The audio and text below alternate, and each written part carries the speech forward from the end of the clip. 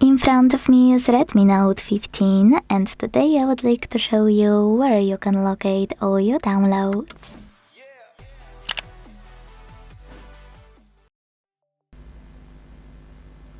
First of all, you need to find an app called Files that's already on your device.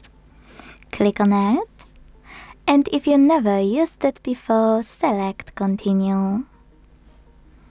Then use gray switcher next to allow access to manage all files. And last but not least, select the Downloads category. As you can see, all of my downloaded files are over here. To open one, tap on it on the left. And my favorite part, to manage one, click on those three dots on the right. Thanks so much for watching. If you enjoyed this video, leave a like, comment and subscribe. Bye!